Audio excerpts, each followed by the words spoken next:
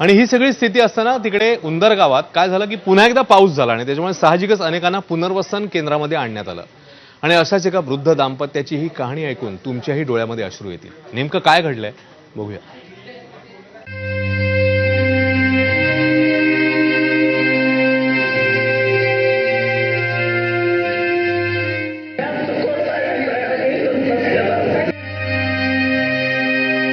काय नाही रे आमचं.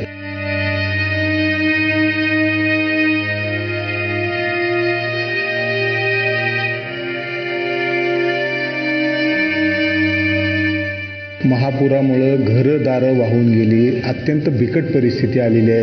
वृद्धांचे फार मोठ्या प्रमाणात हाल होत आहेत. आपण आता उंदरगावच्या ज्या हायस्कूलमध्ये लोकांना हलवण्यात आलेले आहे तिथं आहोत. मावशी, काय परिस्थिती झाली? लय परिस्थिती बेकार झाली आमची बघा.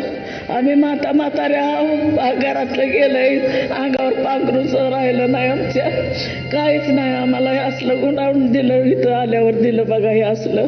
बरं, काय सुद्धा नाही. आम्ही म्हातारी नाही. आमचं एकाचा विचार झाला. आम्ही दोघंच आहोत.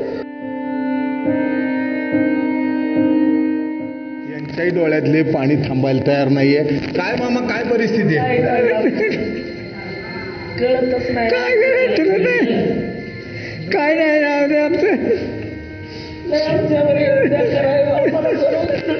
त्यांची परिस्थिती इतकी भयानक आहे, त्यांच्या डोळ्यातले अश्रू थांबत नाही आहेत आणि यांना उचलूनही न्यायला कोण नाही, यांच्याजवळ कोण नसतंय. त्यामुळे ह्या दोघांना आता ग्रामस्थांनी जिथं शाळेत आणून ठेवलेले आहे, अंगावर घालायला कपडे नाही आहेत, खायला कसं तरी इथं मिळतंय तेवढं खाऊन हे थांबलेले आहेत. यांना ना उठून त्यांच्या घराकडे जाता येतंय ना काय येतंय. या महापुराने खूप बिकट परिस्थिती आणली होती आणि त्याचंच हे जिवंत उदाहरण आहे. कॅमेरामन सचिन जाडेसह सुनील दिवाणी, एबीपी माझा.